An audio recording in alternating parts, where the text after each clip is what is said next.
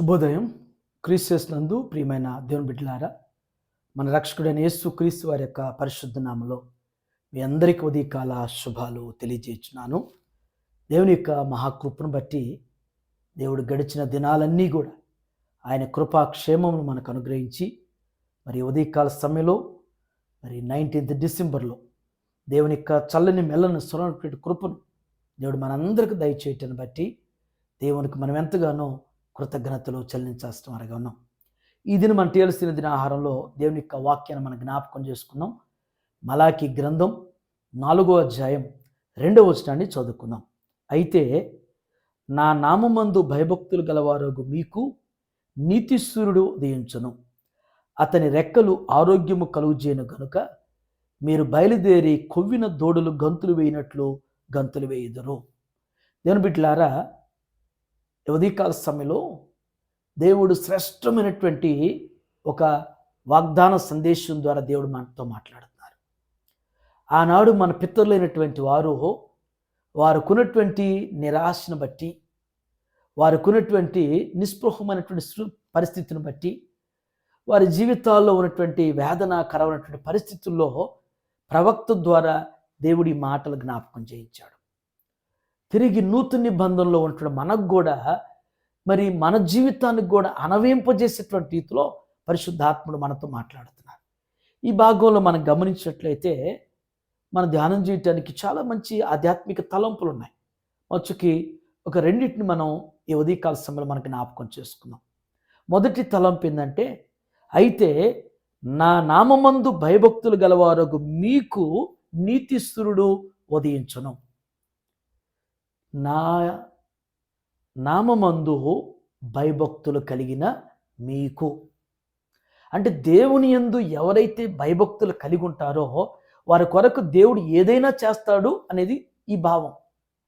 నీవు దేవుని యందు నీవు విశ్వాసం కలిగి ఉంటే, దేవుని యందు భయభక్తులు కలిగి ఉంటే నీ కొరకు నీకు మేలు కలగటానికి, నీకు ప్రయోజనం కలగటానికి, నీ అక్కర్లు తీర్చబడటానికి దేవుడు ఎంతదైనా ఏదైనా ఆయన చేయగలగుడు అనేటువంటి సత్యాన్ని ఈ ఉదయం ప్రత్యేకంగా నీవు నమ్మాలి.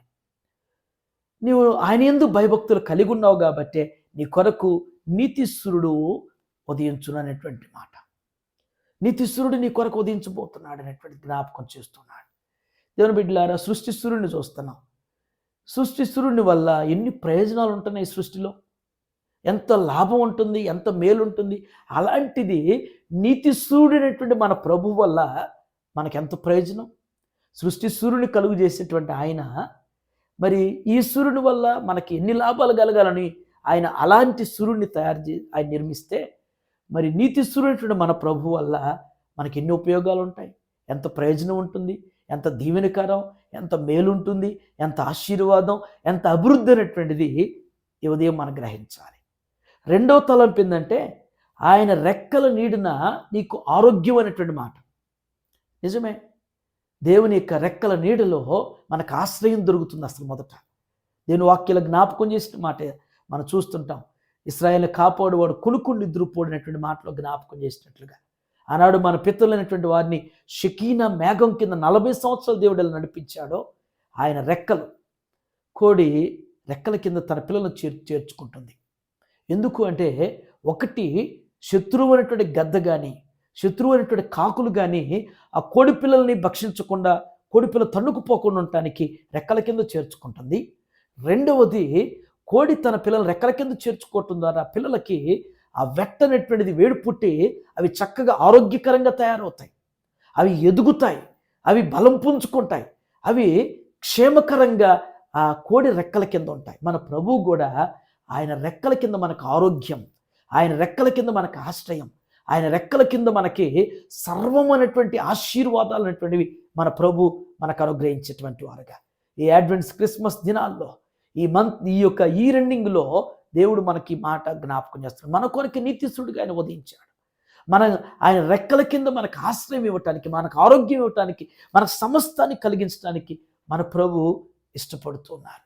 అయితే ఆ నీతిసూర్యుని యొక్క నీడలోనికి, ఆ నీతిసూర్యుని యొక్క వెలుగులోనికి, ఆ నీతిసూర్యుని యొక్క తేజస్సును గ్రహించగలుగుతున్నామో, వెంబడించగలుగుతున్నామో, గుర్తించగలుగుతున్నామో లేదు. అక్కడ ఇంకొక మాట ఉంది.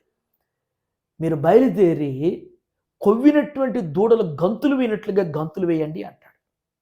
కొవ్వినటువంటి దూడలు మీరు బయలుదేరండి. అక్కడ ఉండిపోదు. ఎప్పుడు ఒకటే భక్తి, ఒకటే అలవాటు, ఒకటే క్రమం అనేది కాదు. ఎప్పటికప్పుడు ఆత్మీయతలో దేవుడు ఆశించేటువంటి రీతిలో దేవుణ్ణి మరి మనం ఆయన ఇష్టపడేటువంటి రీతిలో మనల్ని మనం భక్తి జీవితాన్ని మార్చుకుంటూ ఎక్కడున్నావో అక్కడే, ఎలా చేస్తున్నావో అదే మోసలో భక్తి అనేటువంటిది కాదు.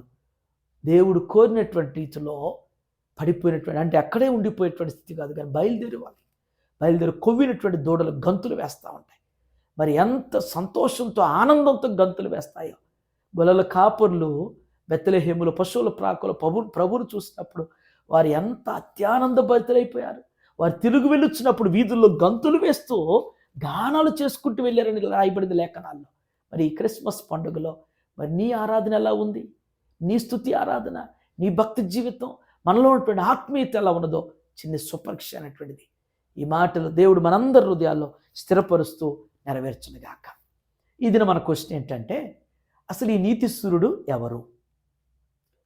ఈ నీతిశూరుడు ఎవరో మీరు టీఎల్సీ యూట్యూబ్ కామెంట్ బాక్స్లో పోస్ట్ చేయాల్సి మనం చేస్తున్నాం. ఈ దినం జన్మదినం జరుపుకుంటున్న పాప సెర్ఫినాకి జన్మదిన శుభాకాంక్షలు తెలియజేస్తున్నాను. 65వ సంకీర్తన 11వ వచనం ప్రకారం, సంవత్సరం మన దయా కిరీటిని నీకు ధరింపజేసి నీ జాడల సారం వెదజులను జ్ఞాపకం చేసినట్లు బిడ్డను విద్యలో, బుద్ధిలో, దేవుని దయలో, మనుషుల దయలో సెర్ఫినాను దేవుడు ఆస్వాదించునుగాక. ఆమె ప్రార్థనకు నన్నింతగా నీవు ప్రేమించితివో దేవా, ఎందుకు నన్నింతగా నీవు ప్రేమించితివో దేవా. చేసుకుందాం. ప్రేమ నమ్మకమైన మా ప్రియ పరలోకపు తండ్రి, మీ పరిశుద్ధ పాదాల వందనాలు. ఈ ఉదయంనైనా శ్రేష్టమైనటువంటి మీ ఆత్మీయమైనటువంటి తలంపుల ద్వారా సూటిగా స్పష్టంగా మాతో మీరు మాట్లాడినందుకు వందనాలు ప్రభువా. అయ్యా, మీ యందు భయభక్తులు అయినటువంటి మా కొరకు నీతిశూరుడిగా నా ప్రభువా, అయ్యా మీ రెక్కలు మాకు ఆశ్రయమును, ఆరోగ్యమును ప్రభువా మాకు అనుగ్రహించున్న కొలది, నాయన మమ్మల్ని దీవించుతున్న కొలది, అయ్యా మమ్మల్ని జ్ఞాపకం చేసుకుంటున్న కొలది నా తండ్రి, మేము కూడా నా తండ్రి కొవ్వినటువంటి దూడలు నా ప్రభువా గంతులు వేసినట్లుగా నా తండ్రి, మీ కార్యాలను బట్టి, మీ మేలును బట్టి, మీ ఉపకారాలను బట్టి నాయన మీకు సాక్షులుగా మిమ్మల్ని స్తుతించేవారుగా, మిమ్మల్ని మహింపరిచేటువంటి వారుగా భక్తులు దావీదు వలె నాయన దేవా నాట్యమాడుతూ స్తుతించగలటువంటి ఆత్మీయ స్థితిలో ఇంకెక్కువగా మీరు బలపరచండి. నామకార్థంగా, నిలువెచ్చనగా, అయ్యా ఎప్పుడు ఒకేలాంటి దేవా ఎక్కడ వేసిన గొంగడ అక్కడ అన్నట్లుగా అలాంటి భక్తి కాకుండా ప్రభువా మీ శక్తిని ఆశ్రయించేటువంటి ఆత్మీయ స్థితిలో బలపరచండి. ఈ ఉదయం నాయన టీఎల్సీ అనుదిన ఆహారం చూస్తున్న ప్రతి బిడ్డను, ప్రతి కుటుంబాన్ని కూడా జ్ఞాపకం చేసుకోండి. ఇదిన బిడ్డలు చిన్నటువంటి వారి పనుల్లో, వారి ప్రయాణాల్లో, వారి బాధ్యతలు మీరు తోడండి నా ప్రభువా. అయ్యా నీతిశూరుడైనటువంటి మీ వైపు చూస్తున్నాయన, మీ మీద ఆధారపడుతూ మీరు అనుగ్రహించేటువంటి వెలుగును ప్రభువా హృదయాల్లో నింపుకున్న తండ్రి మండుతూ అనేకుల్ని వెలిగించేటువంటి స్థితిని కలిగి జీవించటకు మీ కృపద ఇచ్చాడు. ఇది నాయన జన్మదినం జరుపుకున్న పాప సెర్ఫినా మీరు జ్ఞాపకం చేసుకోండి. ఇలాంటి బర్త్డేస్ తన జీవితంలో ఇంకా అనేకం జరుపుకోవడానికి సహాయం చేయండి. వారి తల్లిదండ్రులైనా మరి కిరణ్ గారి దంపతులు మీరు ఆస్వాదించండి. వారు చేసే ఉద్యోగాల్లో బాధ్యతలు మీరు తోడుగా ఉండి వారి చిన్ని కుటుంబాన్ని మీరు బలపరిచి మీ కృపలో వర్ధిల్లింపచేయమని యేసు నామములో ఈ ప్రార్థన మీకు సమర్పించుతాను తండ్రి. ఆమేన్.